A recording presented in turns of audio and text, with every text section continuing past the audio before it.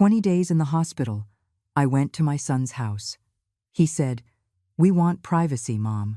It wasn't the 20 days I spent in the hospital that broke me. It wasn't the surgeon's sterile warnings or the endless nights staring at a cracked ceiling. It was 3 words, spoken by my only son through a crack in his own front door. "Get a hotel." The door clicked shut, and in that moment, I understood everything. Before we continue, please subscribe to the channel and let us know where you are listening in the comments. The rain in Maple Ridge doesn't just fall, it attacks. It was a cold, driving downpour that soaked through my coat the moment I stepped out of the taxi. Each drop felt like a tiny needle against my skin. My hand, still weak, trembled as it gripped the handle of my cane. The other pulled a small suitcase, the plastic hospital bracelet still dangling from the handle like a pathetic party favor. This was freedom, I had told myself. 20 days inside, and now I was free. I stood before my son Derek's house. It wasn't a home, it was a statement. A cube of glass and steel that had always felt cold to me, even on the sunniest Seattle days. Tonight it looked like a fortress. As I hobbled up the slick stone walkway, a motion sensor light snapped on, painting me in a sterile, white glare. It felt less like a welcome and more like an interrogation. I pressed the doorbell. The chime was a soft, melodic tune that was completely at odds with the storm and the hammering in my chest. I waited, listening to the rain drum against the metal awning. I could hear faint sounds from inside music, perhaps a television. Then, footsteps. The door didn't swing open.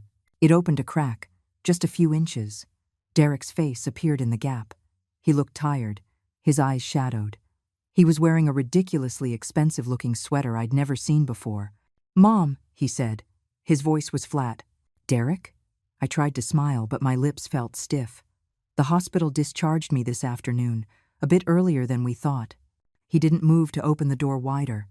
He just stared at me, his gaze flickering from my face to the suitcase by my feet. A shadow shifted behind him, deep within the warm light of the house. I saw the silhouette of a woman, her arms crossed in a posture of absolute ownership. "Brielle, I just need a place for a few nights," I said, my voice starting to sound desperate even to my own ears. "Just until I'm stronger on my feet." His eyes flicked back toward the shadow, then returned to me, devoid of warmth. "Mom, we need our privacy," he said. The words were quiet, but they cut through the downpour like shards of glass. "You can get a hotel for a while." For a second, the world went silent. The rain, the wind, my own breathing, it all stopped. I just stared at him, at the son I had raised, the boy whose scraped knees I had bandaged, and I saw a stranger. Then, without another word, he closed the door. The deadbolt slid home with a heavy, final thud. I was left alone on the porch, drenched and illuminated by that single, unforgiving light. The smell of cold rain mixed with the faint antiseptic scent still clinging to my clothes. My hand gripping the cane trembled violently now. But my eyes were dry. Not a single tear fell. The shock was so profound it froze them in my head. I wasn't standing on my son's porch feeling sorry for myself. I was standing there, committing every single detail to memory. The cold metal of the doorknob, the precise shade of gray of the door, the sound of his voice when he cast me out, the finality in the click of the lock. I wasn't crying. I was preparing. 3 days before my son left me standing in the rain, I was waging a quiet war from a hospital bed. It was day 17. The world had shrunk to the 4 beige walls of my room at Maple Ridge General. Time didn't pass here. It dripped, measured by the steady, metronomic beep of the heart monitor beside me and the slow creep of weak sunlight across the linoleum floor. My body felt like a borrowed, ill-fitting coat, but my mind, cleared of the post-surgery fog, was a fortress, and it was time to check the defenses. I pushed the button to raise the head of the bed, my breath catching with a faint, sharp pain in my chest.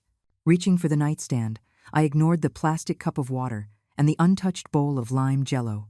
My target was a small, black Moleskine notebook and a fine-point pen, my tools, as familiar to my hand as a hammer is to a carpenter. Arthur had always joked that my love language was a well-balanced spreadsheet. He wasn't wrong. I flipped to a fresh page.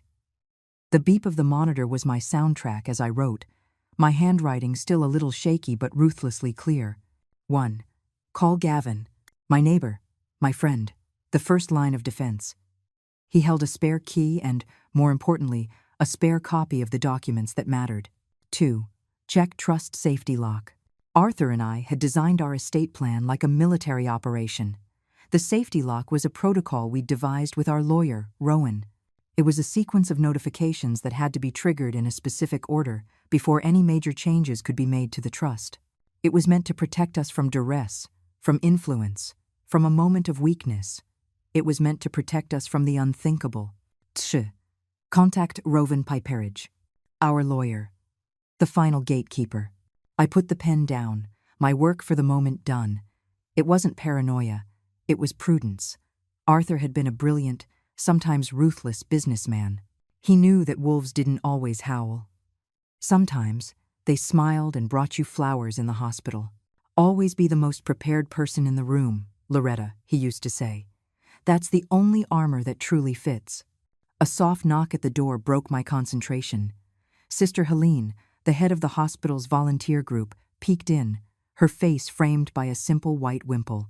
She was a woman in her 60s with kind eyes that seemed to see everything. Just checking in, Loretta. You look like you're plotting a corporate takeover, she said, her voice a warm, gentle hum that instantly lowered the room's tension. I managed a small smile. Just balancing the books, sister. She came closer, placing a fresh bottle of water on my nightstand. Her gaze fell on my notebook, then back to my face. She hesitated for a moment, a flicker of concern crossing her features. Loretta, she began, her voice dropping slightly. I shouldn't be saying this, but be careful. You've been on some very strong medication. Sedatives, pain relief, they can leave you muddled. I looked at her, waiting. My advice? She continued, meeting my eyes directly. Don't sign anything, not a thing, not a get-well card, not a delivery receipt, nothing. Not until your head has been clear for at least 48 hours. People can take advantage when you're not 100%. The words hung in the sterile air, heavy with unspoken meaning. It was a warning shot, fired from an unexpected quarter. I simply nodded, the gesture feeling more significant than any words I could have spoken. I understood completely. Thank you, sister, I said, and I meant it. She gave my hand a light squeeze and was gone, leaving a wake of quiet concern behind her. The room felt emptier now, the monitors beep louder. I reached into the drawer of the nightstand and pulled out my wallet. From a worn leather flap, I slid out a photograph of Arthur. It was taken at the cabin on Arrow Lake, maybe 10 years ago. He was standing on the dock, laughing, the sun catching the silver in his hair. His eyes, even in a fading photograph, were sharp and intelligent, always seeing 3 steps ahead. He had built an empire for us, a life of comfort and security, but he had also seen the sharks that swam in those waters. I traced the edge of the photo with my thumb, the crinkled paper a familiar comfort. He had been gone for 2 years, but his presence, his planning, was woven into the very fabric of my life. This trust, these legal structures, they were the last things he had built. A final fortress to protect me. I held the picture closer, my voice a whisper that was lost beneath the beeping of the machine. I hope what you left behind is enough to protect me, Arthur, I murmured. I hope our planning was enough. I had a plan for my recovery. A simple, logical plan. I would be discharged in a few days. I would call Derek, and I would stay in the guest room at his house, just for a week or 2, until I was steady again. It was the natural, obvious step. It was the one part of the plan I hadn't thought to bulletproof, the one vulnerability I never saw coming, the one part I foolishly assumed was built not on legal clauses and safety locks, but on love. The first thing I noticed when I walked into Gavin Shu's apartment was the warmth. It wasn't just the heat from the radiators. It was the smell of dark roast coffee, old books, and the faint, pleasant scent of lemon oil on polished wood. It was the antithesis of the cold, sterile world I had just been ejected from the hospital, and then my son's front porch. I had called him from a 24-hour diner, sitting in a cracked vinyl booth, my hospital suitcase dripping onto the floor beside me. He answered on the first ring. "I'm on my way," was all he said. Now, sitting at his heavy oak dining table, a steaming ceramic mug warming my hands, I felt the icy shell around me begin to thaw, just enough to speak.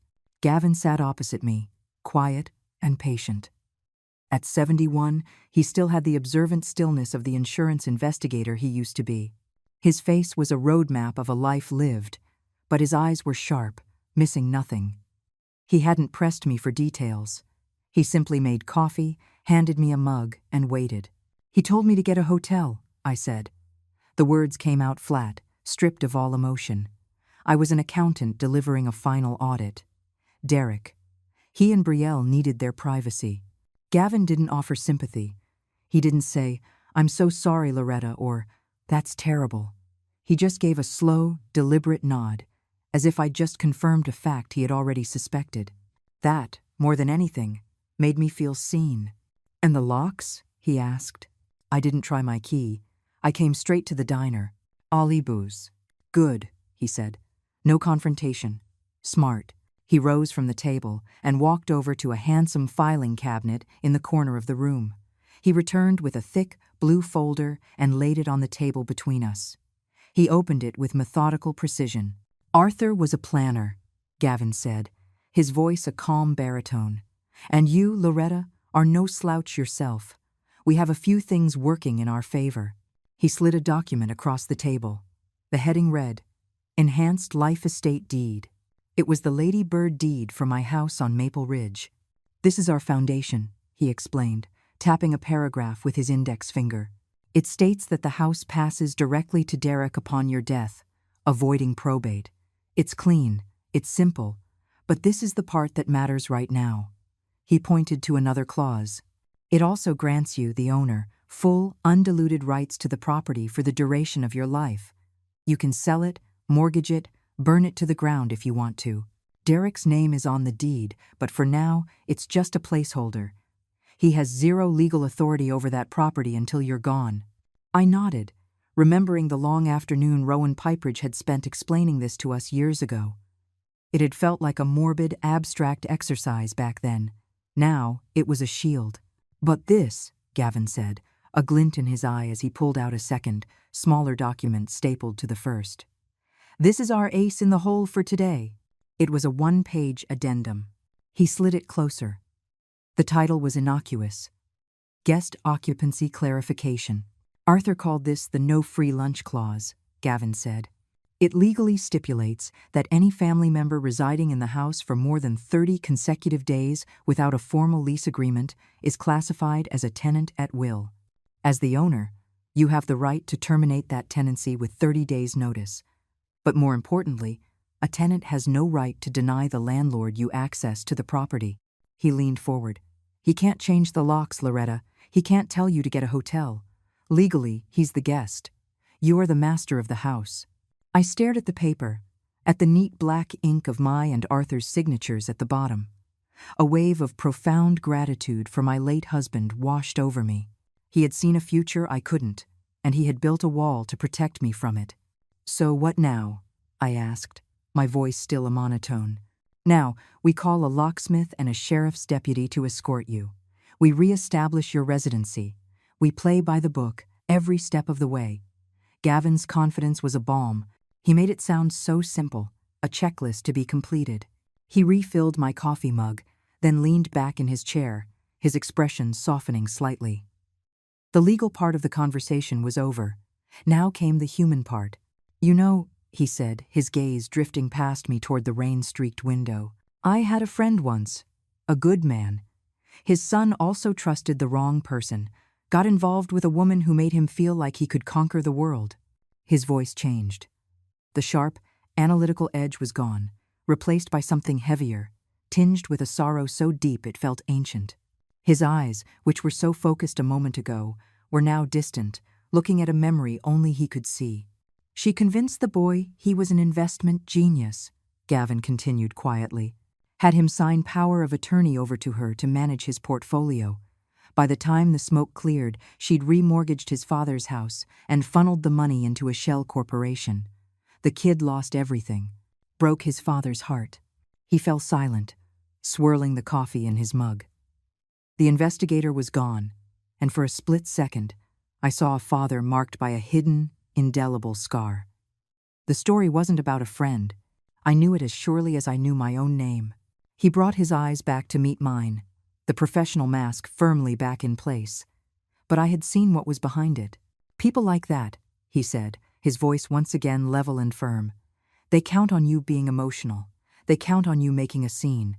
We're not going to give them the satisfaction.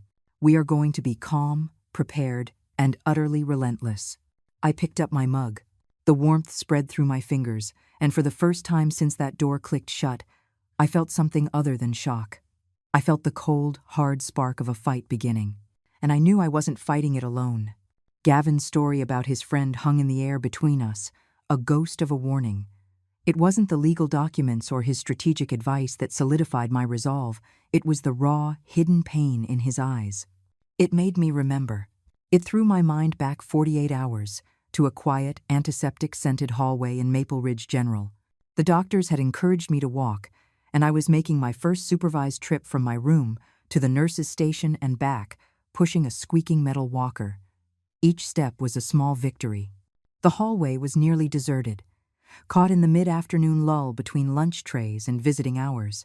As I was shuffling back toward my room, I saw Sister Helene emerge from the small chapel at the end of the hall. When she saw me, she stopped. The usually serene smile on her face was replaced by a look of profound conflict. She glanced down the empty corridor, then walked toward me, her steps quick and quiet.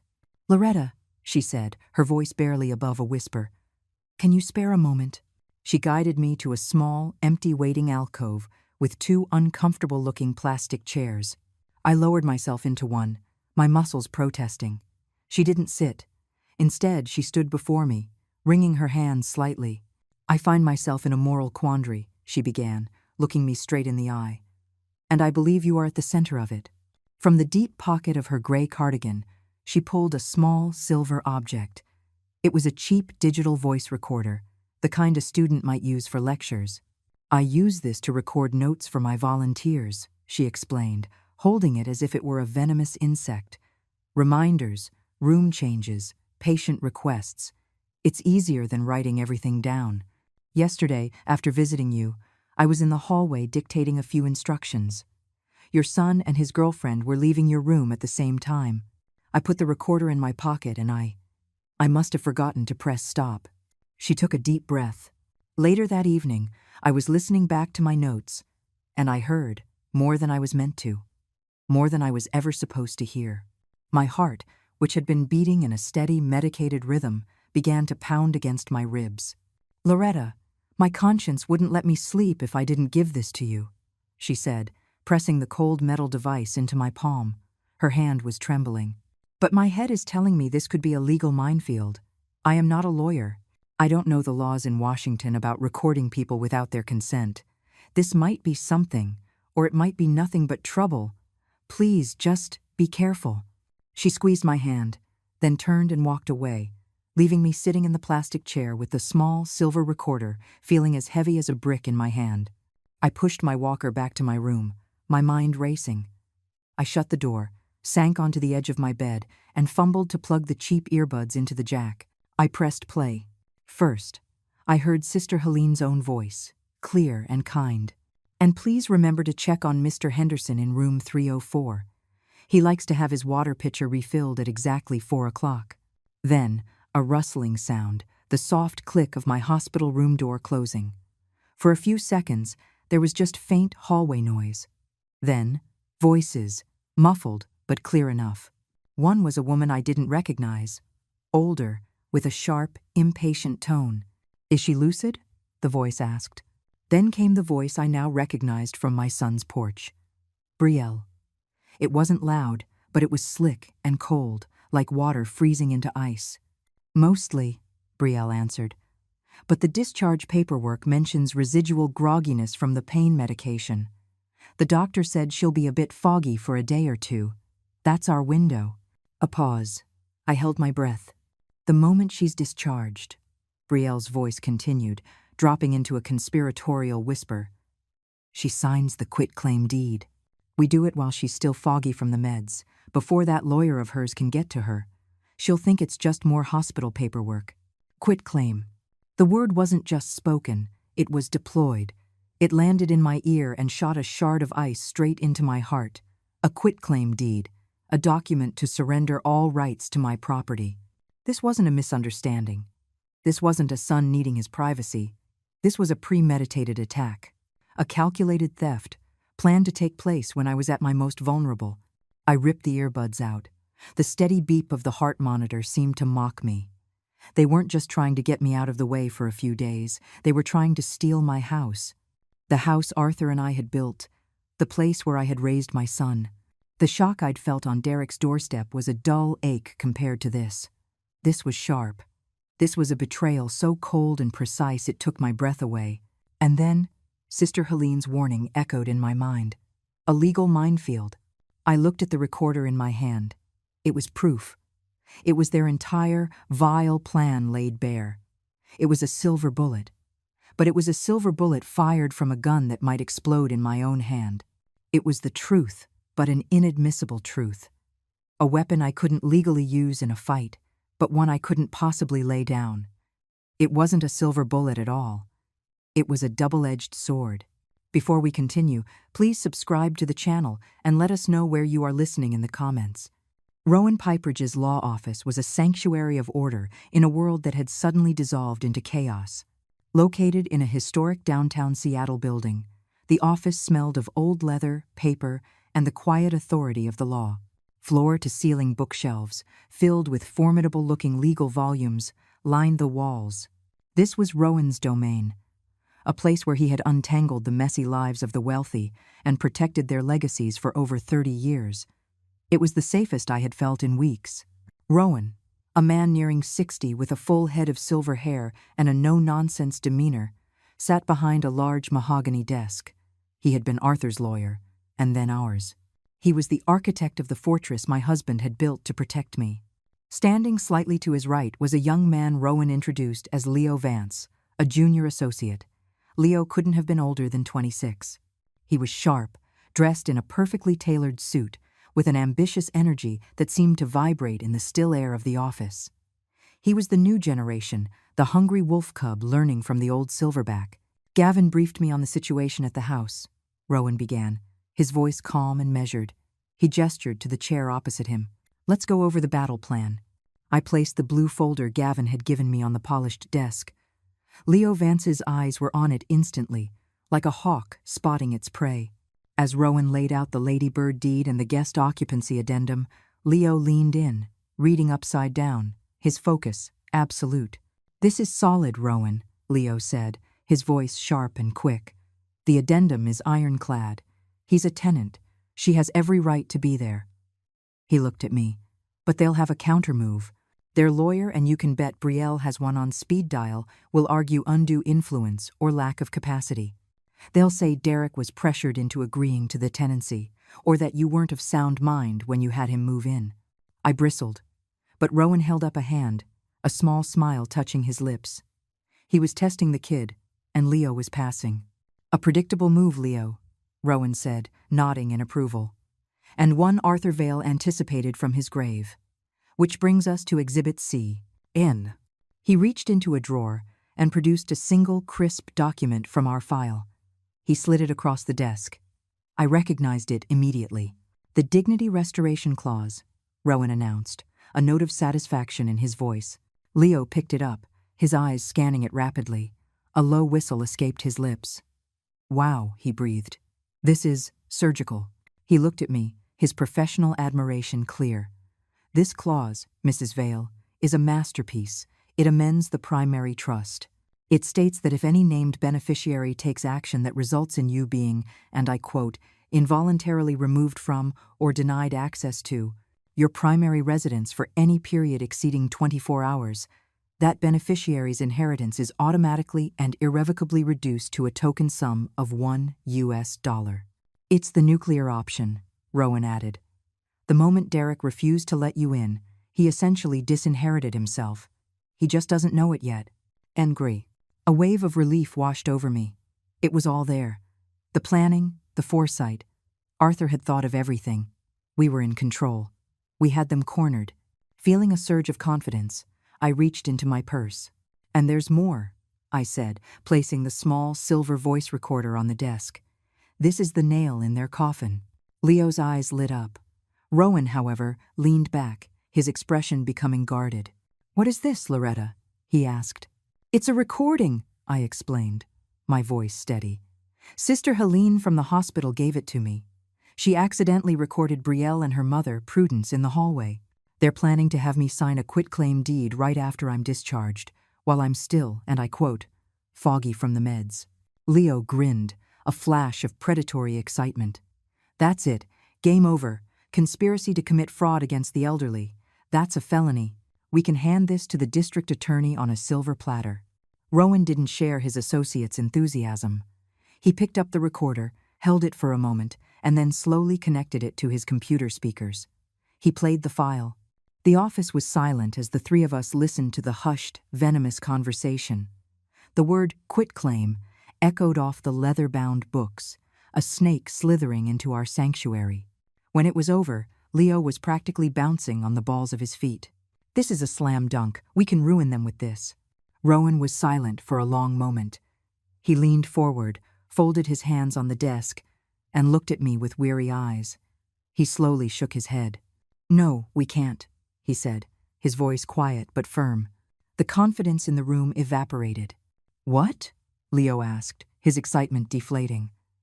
"Rowan, this is golden evidence." "Yes, it is," Rowan agreed.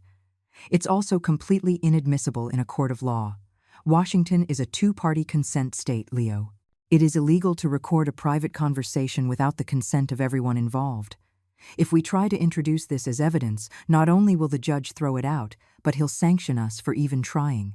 It's fruit of the poisonous tree. Legally, this recording doesn't exist. The air went out of my lungs. The silver bullet I thought I held was a blank. The fortress I was sitting in suddenly felt like it was made of glass. "So, it's worthless?" I asked, my voice barely a whisper. Rowan looked from me to his eager associate, a seasoned general calming his troops. "No," he said, a strategic glint returning to his eye. "It is not worthless. I said we can't use it in a court of law, but it has immense value where the rules of evidence don't apply." He tapped the recorder with his finger. "We can't use this to fight their lawyers, but we can absolutely use it to fight them." The call came 2 days after my visit to Rowan's office. It was Derek. His voice on the phone was strained, laced with a forced cheerfulness that didn't reach his ears, let alone mine. "Mom? Hey. Listen, things got out of hand the other night," he stammered. "Brielle and we'd love to have you over for dinner, to talk things through, clear the air." It was the most transparent olive branch I'd ever seen. Brielle was pulling his strings, setting the stage for Act 2 of their little drama. The old me, the mother, would have been relieved. But the woman who had listened to that silver recorder, the woman who had sat in Rowan Piperidge's office, knew better. This wasn't an apology. It was an ambush. "Of course, dear," I said, my voice deliberately frail. "That sounds lovely." Walking into my son's house that evening felt like willingly walking into the lion's den. The sterile, modern architecture was the same, but tonight it was dressed up for a performance. Scented candles flickered on the quartz countertop. Soft jazz murmured from hidden speakers. The air was thick with the aroma of roasting basil and garlic, a desperate attempt to manufacture a sense of home. Brielle greeted me at the door with a hug that felt like a business transaction. She was dressed in a chic, cream-colored cashmere dress, looking every bit the successful financial guru. "Loretta, I'm so glad you came," she said, her smile perfectly polished. "We were so worried about you." I'll bet you were, I thought. Dinner was a masterclass in tension.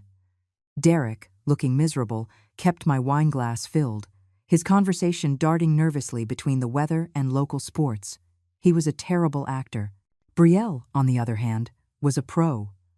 She guided the conversation, asking about my recovery, complimenting the hospital staff, and painting a picture of a devoted couple who had simply been overwhelmed. It was all smoke and mirrors. After the main course, as Derek was clearing the plates, Brielle made her move. "Loretta," she began, her tone shifting from social to serious. She slid a handsome, leather-bound folder across the table toward me. "We've been thinking a lot about your future, about making sure you're taken care of, properly. So, I took the liberty of drawing something up." She opened the folder. The top page read, Lifetime Care and Residency Agreement. My blood ran cold, but I kept my expression neutral, curious. It's a simple agreement, really, she explained, her voice smooth as silk. It grants you residency here, for life. In exchange, it gives me a limited power of attorney to manage your financial affairs, paying bills, managing investments, that sort of thing. It's to take the burden off your shoulders, to formalize our commitment to you. It was brilliant in its wickedness. It wasn't a quitclaim deed. It was something that sounded like a gift. But I saw the legal hooks hidden in the dense paragraphs. It would give her control. She was trying to get through the back door what she'd failed to get at the front. I slowly paged through the document, pretending to read, my mind racing. I needed to stall. I needed to understand her motive. What was the endgame? As if reading my mind, Brielle leaned forward, her expression a mask of earnest admiration. You know, I've always been so impressed by what Arthur built, she said, her voice dropping respectfully. I was reading an old article about his acquisition of the old timber portfolio back in the 90s. A real David and Goliath story. I looked up. Oh? Yes, she continued, warming to her subject. She was trying to connect with me, to show me she was worthy of managing his legacy. The way he outmaneuvered that smaller family firm, the Kincaids, I think it was. He leveraged their debt in such a masterful way. It was a hostile takeover, but a brilliant one. A classic Arthur Vale move. She smiled, proud of her research, and in that moment, the penny dropped. It wasn't a penny, it was an anvil. The Kincaids. My mind flashed back through decades of memories. A news clipping Arthur had briefly shown me. A rival he'd driven into bankruptcy. He hadn't been proud of it. He'd called it a necessary casualty of business. I had forgotten the name. But I had never forgotten the look on his face. And Brielle's last name wasn't Vale. It wasn't Smith or Jones. It was Kincaid. She had just told me a detail that was never published in any article. The specific leverage tactic Arthur used was a private, brutal detail, something only the people in that room or their children, nursing a lifelong grudge, would ever know. This wasn't about money. Not entirely. This was about revenge. This was a daughter settling her father's score. She wasn't just trying to steal my house. She was trying to dismantle my husband's legacy, piece by piece, using his own son as the wrecking ball. The cold, calculated cruelty of it all was breathtaking. A flicker of ice shot through me, but I let none of it show on my face. Instead, I looked up from the folder and gave her a warm, slightly tired smile. Brielle, this is very thorough, I said, my voice soft. I slowly closed the leather folder and gently pushed it back toward the center of the table, away from me. It's a lot to take in. You know, Arthur always taught me to have Rowan look over everything, dot the I's and cross the T's, he'd say. Brielle's smile tightened by a millimeter. A flicker of frustration, instantly suppressed, passed through her eyes. She had expected me to be emotional, grateful, or perhaps overwhelmed. She hadn't expected me to be prudent. Of course, she said smoothly. Whatever makes you comfortable. The rest of the evening was a blur. I played my part, the recovering matriarch, tired from her first big outing. As I stood to leave, I let Derek help me with my coat. For a moment, I looked into my son's eyes and saw not a traitor, but a fool. A pawn in a game so much older and darker than he could ever imagine. As I drove away, the jazz music from the house faded behind me. The minefield dinner was over. I had walked through it, identified a buried bomb, and walked away without it exploding. And now, I knew exactly what kind of war I was fighting. The day after the disastrous reconciliation dinner, Gavin called me. He didn't waste time with pleasantries. Meet me at 5, the old Northgate Mall parking lot. Come alone. Dusk was bleeding across the Seattle sky as I pulled my car into a space at the far end of the sprawling, cracked asphalt lot. The mall had been closed for years, a concrete skeleton waiting for demolition. A single, flickering streetlight cast long, dancing shadows. It was the perfect place for a clandestine meeting. A few minutes later, Gavin's sensible sedan pulled in beside me. He got out, carrying a familiar blue folder, and slid into my passenger seat. The car suddenly felt very small, An island in a sea of abandoned parking spaces. I didn't want to bring this to your house, he said, his voice low and serious. This isn't something you leave lying around. He opened the folder on his lap. It was filled with financial statements, collection notices, and credit reports. All of them bore Derek's name. I told you I had a friend who was an expert in asset recovery, Gavin said, which I knew was code for a private investigator he kept on retainer. I had him do a deep dive on Derek's finances. It's not pretty, Loretta. All. I steeled myself. Show me. He handed me the first sheaf of papers. It was exactly what I'd expected, only worse. Credit card statements with staggering balances, each one maxed out. A loan for a luxury SUV that was hopelessly underwater. It was a portrait of a man living far beyond his means. A man desperate to project an image of success he hadn't earned.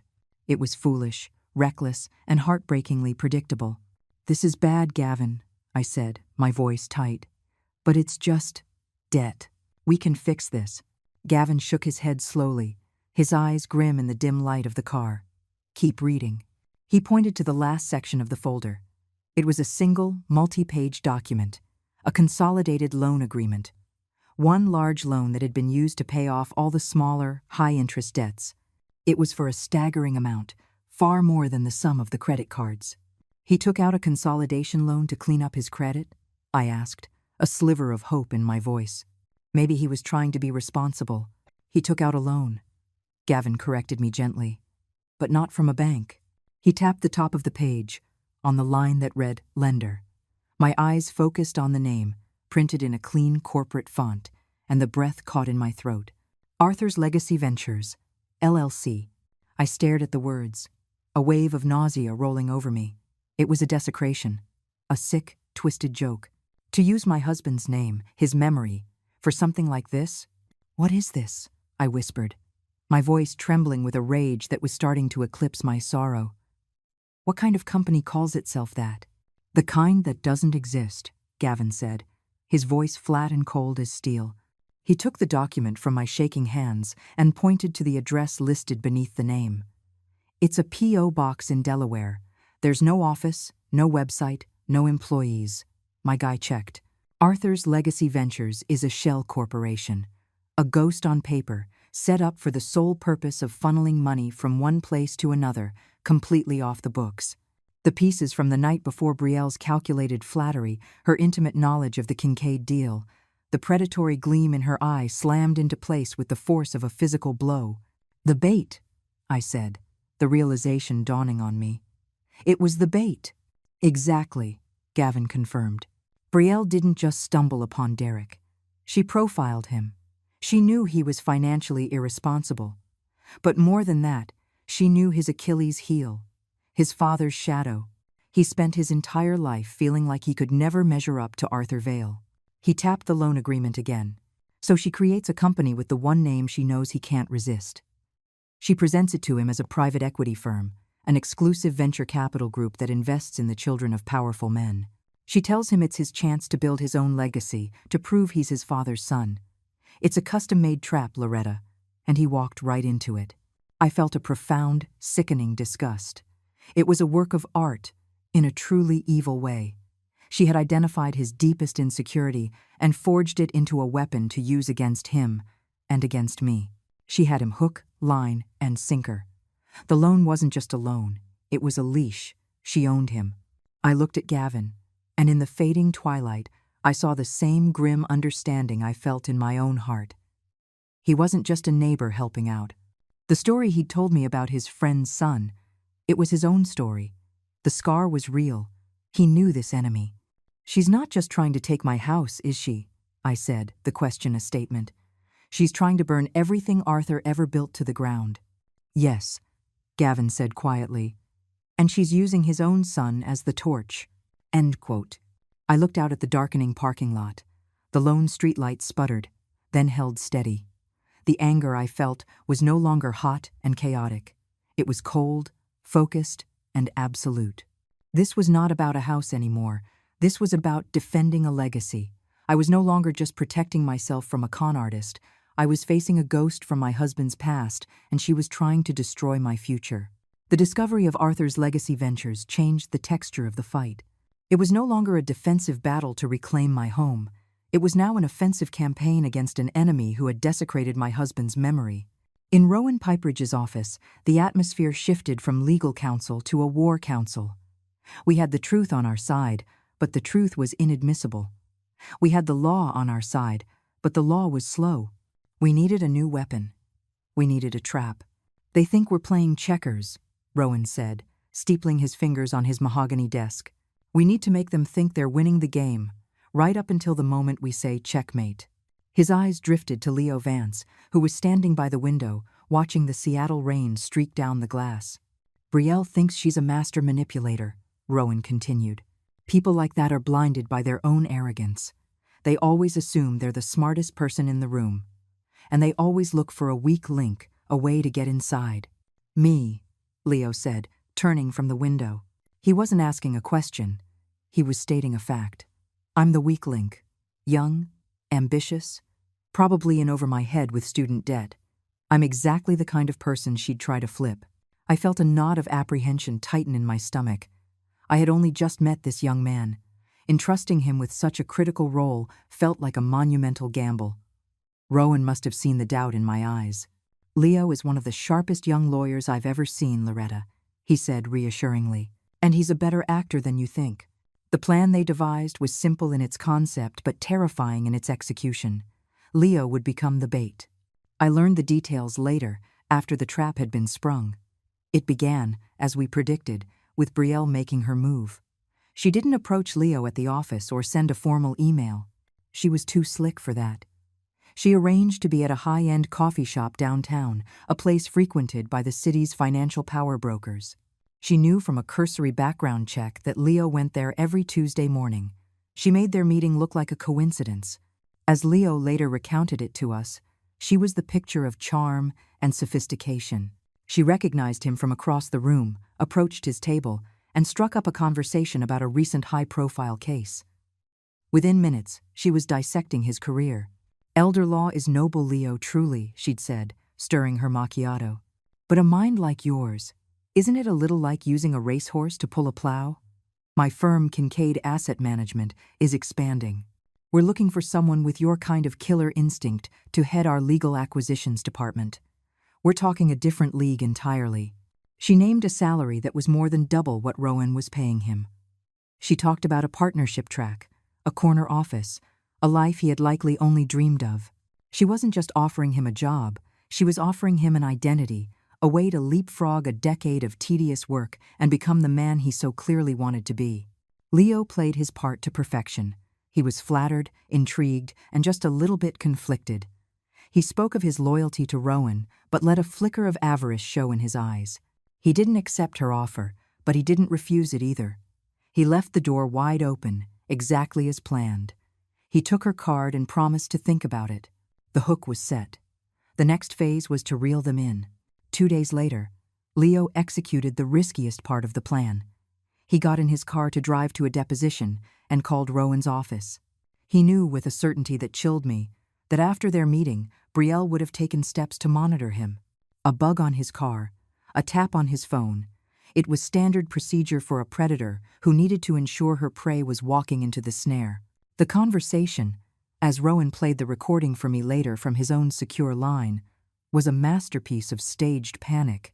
"Rowan, it's Leo," he'd said, his voice tight with manufactured anxiety. "I'm on my way to the courthouse, but I'm worried about the Vale case. Are we sure our position is as strong as we think?" Rowan's voice on the other end was a gruff, reassuring bass. "We've been over this, Leo. Our strategy is sound." I know," Leo pressed on, selling the performance. "But everything is riding on that one clause, the dignity restoration clause. It's our entire offense. If they find a way around it, if they challenge it and win, we're left holding an empty bag. It feels like we're putting all our eggs in one basket." He had done it. He had named our trump card and painted it as our only one. He had dangled the bait right in front of their noses. "It's not a bluff, Leo," Rowan said, his tone firm, playing the part of the senior partner, calming a jittery associate. "The clause is ironclad. Just stick to the plan. Don't get rattled." He hung up. The call lasted less than a minute. Listening to it in the safety of Rowan's office, I understood the terrifying brilliance of their gambit. To Brielle and her mother, Prudence, listening in from whatever dark corner they occupied, this conversation was a gift from the heavens. It confirmed that their target's legal team was nervous. It told them that their entire case hinged on a single, specific legal provision. And, most importantly, it made them believe they had an inside man who was getting cold feet. They would be gloating now. They would be confident, arrogant, and utterly convinced that they had outsmarted the old woman and her stuffy, over-the-hill lawyer. They believed they had found my weakness. In reality, we had just shown them theirs. My house wasn't a courtroom. There were no robes, no jury box, no gavel. But that night, as I waited in my dining room, the polished oak table felt like the bar of justice, and I was about to call my own court to session. The air, thick with the scent of the vanilla candles I had lit, was heavy with anticipation. Brielle and Prudence arrived precisely at 7. They walked in not as guests, but as conquerors who had come to survey their newly acquired territory. Prudence, the Queen Mother, had an air of smug satisfaction. Brielle, the smirking princess, looked at my familiar furniture with the cold appraisal of someone already planning a renovation. They thought this was a surrender. "Loretta," Brielle said, her voice dripping with false sympathy. "I'm glad we're doing this. It's time to be practical." They took their seats at the table. Rowan sat to my right, a silent, formidable presence. Derek, my son, sat opposite me, unable to meet my eyes, his face a pale mask of guilt and anxiety. I let the silence hang for a moment before I placed the small silver voice recorder in the center of the table.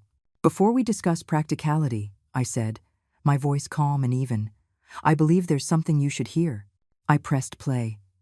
Their own voices, hushed and venomous, filled the quiet room. "That's our window. The moment she's discharged, she signs the quitclaim deed. End of Tuwa." When it was over, I pressed stop.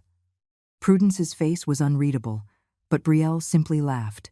A short, sharp, dismissive sound. "Is that all you have, Loretta?" she scoffed. "A sad little recording? My mother and I discussing your healthcare options? Besides, even if it were what you think it is, it's completely inadmissible. Fruit of the poisonous tree. You should fire your lawyer." She looked at Rowan, a triumphant glint in her eye. "You're right, Brielle," I said softly, and the smirk on her face widened. "It's completely useless for a court of law, but I didn't play it for a judge." I turned my gaze fully on my son. "I played it for Derek." Derek flinched as if I had struck him. Rowan chose that moment to slide a single document across the table. "And in light of recent events," he said, his voice a low rumble, "Mrs. Vale has instructed me to activate the Dignity Restoration Clause of the Vale Family Trust. As of his refusal to allow his mother entry to her home, Derek's inheritance has been formally reduced to the sum of $1. This was the moment they had been waiting for. This was their victory. The house, the trust, the legacy, it was all theirs now. A slow smile spread across Brielle's face as she exchanged a triumphant look with her mother. They had played the long game and won. "You seem to think," I said, my voice cutting through their silent celebration, "that this has always been about the house." I picked up a small remote. With a soft click, a projector whirred to life, casting an image onto the blank dining room wall behind Derek. It was the incorporation document for a company. Arthur's Legacy Ventures, LLC. Brielle's smile faltered. Click. The next slide was the consolidated loan agreement, with Derek's desperate signature at the bottom. Click. The wire transfers from the shell company to his accounts. "A company with my husband's name," I said, my voice growing stronger, colder. "A company designed to appeal to a son's greatest insecurity. You didn't just offer him a loan, Brielle. You offered him a chance to be his father." I looked directly at her, and for the first time, I saw a crack in her composure. "But the name on the incorporation papers isn't yours, is it?" I continued. "It's your mother's. A woman whose family was driven into bankruptcy by Arthur Vale nearly 30 years ago. This was never about taking care of Derek. This was about settling your father's score." The color drained from Brielle's face. Her carefully constructed house of cards was beginning to tremble. And then, it collapsed. But the final push didn't come from me. She told me. A choked sob escaped Derek's lips. He was shaking, his hands trembling as he pulled out his phone. He fumbled with the screen, then pointed it at the projector. A moment later, his text messages to Brielle filled the wall. "Are you sure this is a good investment?" his text read. Her reply was a dagger. "Your father was a lion, Derek. Don't you want to be one too? This is how you prove you're better than him." The texts kept scrolling, a timeline of his seduction and manipulation. He stood up, knocking his chair over. Tears streamed down his face. "She said I could be better than him." He wept, his voice breaking. "Better than Dad." He finally looked at me, his eyes filled with a bottomless, soul-crushing shame. "Mom, I'm so sorry." The air was thick with the sound of my son's broken sobs. Brielle was frozen, her face a mask of disbelief. Her perfect plan had been undone by the very pawn she thought she controlled. And then, the dining room door opened. Gavin Shue stepped into the room. He walked calmly to the table and, without a word, placed a small, framed photograph on the polished wood, directly in front of Prudence Kincaid. It was a picture of a smiling young man in a graduation cap and gown. Prudence stared at the photo, and a guttural sound of pure horror escaped her lips. "Mrs. Kincaid," Gavin said, his voice quiet but carrying the weight of years of cold fury. "Or should I use the name you went by back then? The one you used when you ran that fraudulent home care service? Do you remember my son?" That was it. That was the final blow. Prudence Kincaid didn't just cry, she shattered. A wail of guilt and terror tore from her throat, and she slumped forward in her chair, a broken woman, her empire of deceit and revenge reduced to ashes around her. The vanilla candles flickered. The smell, once pleasant, was now cloying and sick. The trial was over. The morning after the storm broke, I drove. With Rowan beside me in the passenger seat and Derek silent as a stone in the back, we left the manicured lawns and simmering tensions of Maple Ridge behind. We headed east, toward the mountains, chasing the first pale hints of dawn. An hour later, the pavement gave way to gravel. The road narrowed, winding through a dense forest of pine and cedar that smelled of damp earth and clean, cold air. We finally pulled up to a small, unassuming log cabin nestled in a grove of trees overlooking the steel-blue expanse of Arrow Lake. A thin veil of mist hovered over the water, kissed by the rising Sunday. This was Arthur's sanctuary, not a monument to his wealth, but a refuge from it. We got out of the car. The only sounds were the crunch of our shoes on the gravel and the distant, lonely call of a loon across the water. Derek looked around, his face etched with a confusion that went deeper than his shame. He had only been here a few times as a boy. To him, this was just another asset, a line item on a balance sheet he'd tried to claim. "I've reviewed the title for this property, Loretta," Rowan said, his lawyerly habits dying hard even in the face of such profound peace. "It's in the trust, but there's a permanent easement I've never seen before, a usufruct. I smiled faintly, breathing in the crisp morning air. "That's why we're here." I led them onto the small, sturdy dock that stretched out over the water. The mist was beginning to burn away, revealing the majestic, tree-lined shore opposite us. "This cabin is worth about $420,000 on paper," I began, my voice quiet, letting the landscape absorb the words. "But its real value can't be measured. It's built on a debt of honor." I looked at my son. His eyes were fixed on the water, but I knew he was listening. "Years before you were born, your father was in a terrible accident. A logging truck on a mountain road. His car went over an embankment. He was pinned, bleeding, and the car was threatening to catch fire. One man stopped, a man named Sam Galloway. He pulled your father from the wreckage moments before it was engulfed in flames. He saved his life." I paused, letting the story settle. "Sam and his wife Clara never had much. They lived a simple life. Arthur tried to give them money, but Sam would never take a dime. He said, 'You don't put a price on a man's life.' They became our dearest friends. Sam passed away a few years after your father did." Rowan nodded slowly, understanding dawning on his face. "So, your father found a different way to repay the debt," I continued. "He bought this land and built this cabin, and he put a clause in the deed, a usufruct. It's a legal right that grants Clara, and her children after her, the right to use and enjoy this property for the rest of their lives. We are the owners, but they are the keepers. It is their home to use whenever they wish. We are merely stewards. I turned to face Derek fully. The sun was breaking over the treetops now, casting a warm glow on his pale face. Your father's real assets weren't the stocks, the bonds, or the real estate, Derek, I said, my voice soft but firm. His greatest assets were the people he cherished, the loyalties he kept, the promises he honored. He knew that a legacy isn't what you own, it's what you owe to the people who made you who you are. Tears welled in Derek's eyes, but these were not the frantic tears of shame I'd seen last night. They were quiet tears of understanding. For the first time, he was seeing his father not as a titan of industry to be measured against, but as a man of principle. This place, I said, gesturing to the simple cabin, is not a financial instrument. It's a monument to gratitude.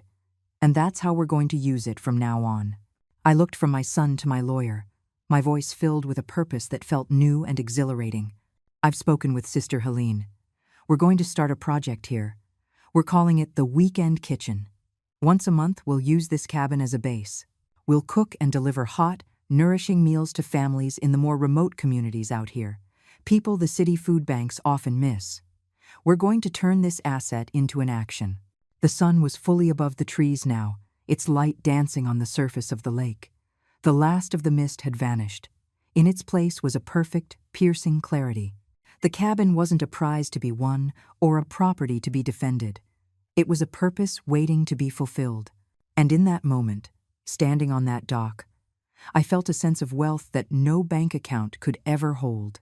A week after our trip to the cabin on Arrow Lake, I met Derek for coffee. We chose a small, quiet cafe downtown, a neutral territory that belonged to neither of us. There were no ghosts of family dinners or business deals in that room, just the low hum of an espresso machine and the smell of roasted coffee beans. It was a place for new beginnings. He was already there when I arrived, sitting at a small table in the corner, nursing a cup of black coffee. He looked smaller somehow. The false bravado he had worn for years, the desperate imitation of his father's confidence, had been stripped away. What was left was something quieter, more sober. He stood when he saw me, a gesture of respect he hadn't shown in years. "Mom," he said, his voice low. "Derek." I sat down opposite him. I didn't waste time with small talk about the weather or the quality of the coffee. The time for that was over. I placed a folder on the table between us. It wasn't a weapon, like the legal documents had been. It was a tool. "I've been doing a lot of thinking," I began, my voice calm and measured, "about you, about us, about what comes next." He said nothing, his eyes fixed on the folder. "Last week, at the cabin, I told you about your father's legacy. It wasn't about money. It was about honor. This," I tapped the folder, "is about yours. It's your chance to build one." He finally met my gaze. The guilt was still there, but it was mingled with a sliver of hope. "This is not a punishment, Derek," I said, making sure he understood. "The disinheritance clause was the punishment. That was the consequence. This is the cure. This is a map. I can't walk the road for you, but I can give you a map to get back on it." I opened the folder and slid the top page toward him. It wasn't written in dense legalese. It was a simple 2-page document I had written myself. At the top, in plain, clear type, it read, "The Rebirth Agreement." He began to read. I gave him the silence to do so. The agreement had 2 primary conditions, each with several clear, non-negotiable steps. The first section was titled Restitution. "The loan from Arthur's Legacy Ventures has been paid off," I explained as he read. "I paid it. Consider it the last bailout you will ever get. This section outlines your repayment plan, not to the shell company, but to the family trust. You will get a job, any job. You will provide me with your pay stubs. 50% of your net income every 2 weeks will be transferred to the trust until the debt is repaid in full. There is no interest. There is only the principal and your commitment." He nodded slowly, his eyes scanning the lines. He didn't flinch. He didn't argue. "The second section," I continued, my voice softening slightly but losing none of its firmness, "is titled Recovery. This was the part that truly mattered. You will enroll in therapy, Immediately, you will attend weekly sessions with a certified financial therapist to address the behaviors that led you here. You will also join a support group, like Debtors Anonymous. You will provide me with confirmation of your attendance. This is not a suggestion, Derek. It's the cornerstone of this entire agreement. I leaned forward. The money is secondary. This is about understanding why. Why you felt the need to live a life you couldn't afford. Why you were so susceptible to someone like Brielle. Why your father's shadow felt like a place you had to escape, rather than a place you could learn from. Until you fix the foundation, any house you try to build will crumble. He finished reading and looked up, his eyes clear. I love you, Derek, I said, and every word was true. But I love you too much to watch you destroy yourself. The blind, unconditional support is over. That was my mistake. It was my form of enabling. From now on, my love comes with steel discipline. It comes with expectations. It comes with holding you accountable, because that's what you deserve. You deserve a mother who believes you are strong enough to fix this. He stared at the paper for a long time. The quiet hum of the cafe was the only sound. He was at a crossroads, and the choice was his alone. He could walk away, take his $1, and disappear into a life of debt and shame. Or he could pick up the pen. He reached for the pen I had placed on the table. His hand was steady. There was no hesitation. He uncapped it, and with a firm, decisive stroke, he signed his name on the line at the bottom. The scratch of the nib on the paper was the loudest sound I had ever heard. He slid the signed agreement back to me. "Okay, Mom," he said, his voice barely a whisper, but it was the strongest I'd heard it in years. "Okay." I nodded, took the document, and placed it back in my folder. There were no tears, no dramatic hugs. It wasn't a moment for that. It was a moment of quiet, solemn commitment. "Good," I said, closing the folder. I stood up to leave. "Your first therapy session is scheduled for Tuesday. The details are in the folder I'm mailing you. This is your first day, Derek." He nodded, a flicker of something new in his eyes. It wasn't happiness. It was resolve. And for the first time in a long, long time, I allowed myself to feel a flicker of hope for my son. 6 months. That's how long it takes for a season to turn, for a deep wound to scar over, and for a new life to take root. The rains of that terrible autumn had given way to a brilliant Seattle spring. The garden I had neglected was now rioting with colored tulips and daffodils standing in proud, defiant rows. The house no longer felt like a fortress to be defended. It felt like it was breathing with me. I was on the front porch, enjoying the unseasonably warm sun on my face, when the mail carrier came by. In the stack of bills and catalogs was a single, hand-addressed envelope. The handwriting was hesitant but clean, a script I hadn't seen since Derek was a boy, before he tried to grow up too fast. My hands were steady as I opened it. Inside were 2 things, a letter and a check. The check was from a regional bank I didn't recognize, drawn on a new account. It was for a modest sum, but it felt heavier than a brick of gold. It was the first installment. The letter was 1 single page. "Mom," it began, "there aren't words to say I'm sorry. Not the right ones, anyway. So I'm going to try to show you instead. I got a job at a landscaping company. It's hard work. It feels good. I'm going to my meetings. I'm talking to my therapist. I'm finally being honest, mostly with myself. This check isn't much, but it's the first of many. I'm not asking you to forgive me. I'm trying to earn it, step by step. Derek." I folded the letter and held it, and the check, to my chest. It was the most valuable thing I owned. Just as I was about to go inside, a sleek, dark sedan pulled up to the curb. Leo Vance got out. He looked different than he had in Rowan's office. The hungry, ambitious edge was still there, but it was tempered by a new maturity. He carried a small gift bag. "Mrs. Vale," he said, walking up the path. "I hope I'm not intruding." "Not at all, Leo. Please." He handed me the bag. Inside was a jar of expensive local honey. "A peace offering of sorts," he said with a wry smile. We sat on the porch swing, the chains creaking softly. "I came to apologize," he said, getting straight to the point. "For my part in the deception." I looked at him, confused. "You mean the phone call? Leo, you were acting on our instruction." "Not just that," he said, looking out at the street. After Brielle made her offer, I kept the line of communication open. I let her think I was seriously considering it.